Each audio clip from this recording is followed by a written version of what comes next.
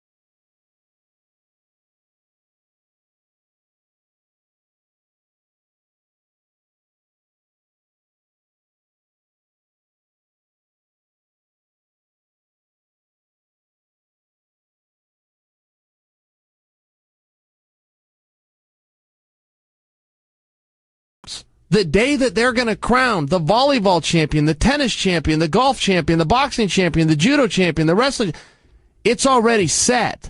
Right now, the 2020 Olympic Games are set.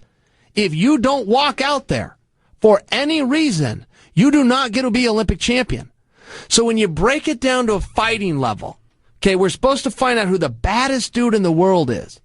If that dude raises his hand and fully admits, I'm not even tough enough to walk out there and try, for whatever reason, he's no longer in consideration. I understand how much that sounds like I'm kicking Cormier, but I really don't mean, let's take Daniel, because we all love Daniel, but take Daniel out of it and just use the champion, the weight class. If you're telling me you're the baddest dude walking the planet, but you're fully admitting, I can't even walk out and try, then you're not. And as far as a business goes, you can't strip guys. You and I opened this show talking about how much the promise ring and the interim championship, and we bagged up. But at the same time, look, man, you don't get to win the Olympics if you don't show up. The Super Bowl of 2017 has a kickoff time. The Super Bowl of 2018, Wimbledon of 2019, the Masters of 2019, way in advance. These are TV time ratings. You've got venues booked, tickets on sale. Literally, these dates are already booked.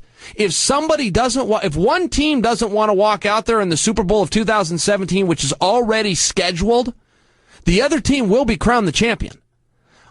You must have a forfeiture clause. And in fighting, you don't have, because you see the business-wise how it doesn't quite work out. Business-wise, you can't actually do what I'm saying. But in practice, you have to.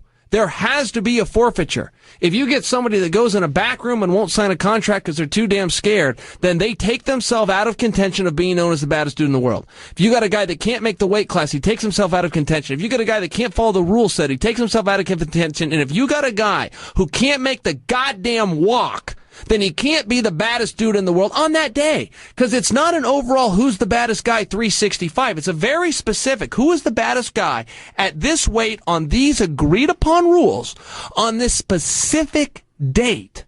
And if a guy says I can't even leave the locker room, then he's out of consideration. I love it. I love You look great, man. But Cormier is one of those guys. Cormier would agree with me. I mean, he follows this rule set. That's why I think you and I are so hesitant to keep on walking this fence and go, well, we don't really mean Cormier. But there is a truth to it. Look, man, this is his second time doing it. You got to go fight. Yeah, not only that, not for nothing, but he did stop this guy in 7 minutes before. So there's a gap there. I mean, how damn bad are you hurt that you don't still operate within a gap where you beat a guy in 7 minutes? You got to do one of two things. You got to walk out there and take your beating. You got to go, one of three things. Go out there and try to win, see what happens. Second, you go out there and take your beating. Or third, you relinquish the crown. Give it up. In any other sport, that's the way it works. In the NCAA championships, the number one guy never stays at home because he doesn't feel good. He wraps it up and he walks out there. Yeah, they're not going to move that date. Right. They're not going to move the NCAA date. No. And Daniel wouldn't miss it. If it was NCAA rules and the opportunity was gone, you don't get it back, he wouldn't miss it. He'd be there. And I don't even know what his ailment is, but he would be there. Did you watch football?